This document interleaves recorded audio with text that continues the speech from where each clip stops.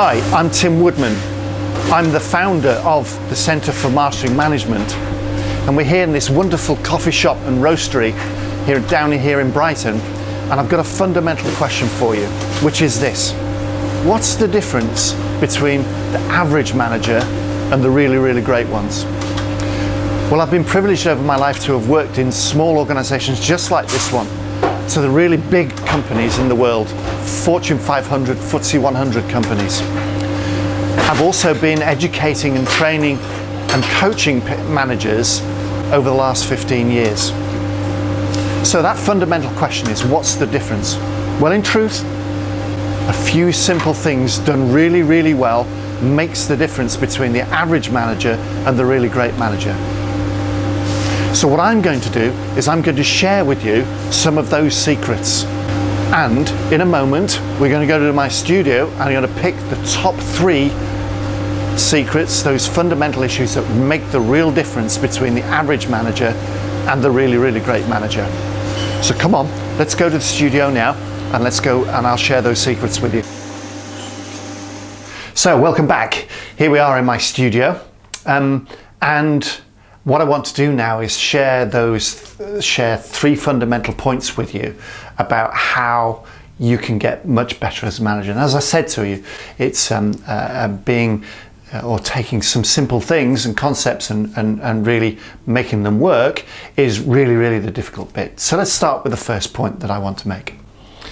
And it's all around objective setting. And a quote that I have or something which I use is that you, as a manager, need to decide the mission and then look after your people. And the decide the mission part of it, of course, is well, what is the objective or the goal that you want your people to actually achieve?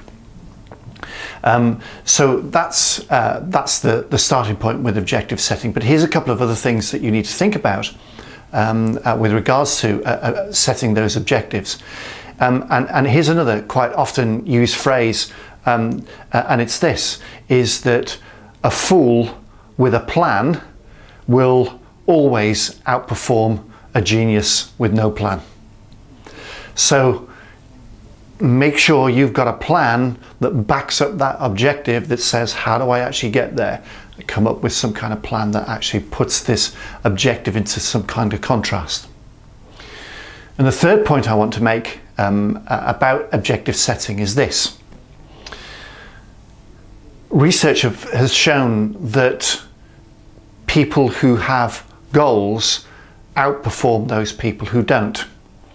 But here's an interesting aside to that.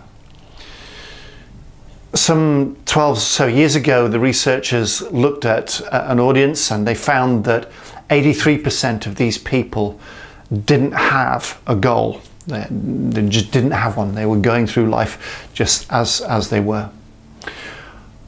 On the other hand, 14% of them, of the people that they interviewed, actually did have goals, but they hadn't written them down. Now those people outperformed the other 83% by double. So the income that they made, the objectives that they achieved was double the 83%. But here's the interesting part. 3% of the people had goals and had written them down.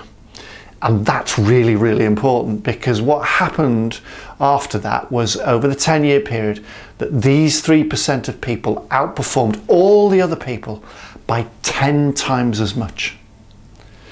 So if you're setting objectives, write them down. Make sure you've then got a plan, and make sure you share that plan with your people so you can look after them. Okay, so that's the first point. The second really simple thing that people need to think about is, and this is something that you probably sort of really know, but don't really quite appreciate it in this particular way, is that you need to develop people. Here's again a couple of management sayings that you might have heard before. If you carry on doing what you've always done, you'll always get what you always got. So in other words, if you're setting goals or targets that are starting to stretch people, start to increase their output and their performance, you've got to develop your people to actually give them the skills, the expertise, the procedures, the processes to actually make that happen. However, it's difficult for people to change, and I think that's the difficulty that we face as managers, is how do you ask staff to change? So you present them with the situation right now. This is where we've got to today. Here's our target, and if we carry on going the way that we're going, then we aren't going to make those targets. And so most managers might challenge the team to come up with some ideas on how to change.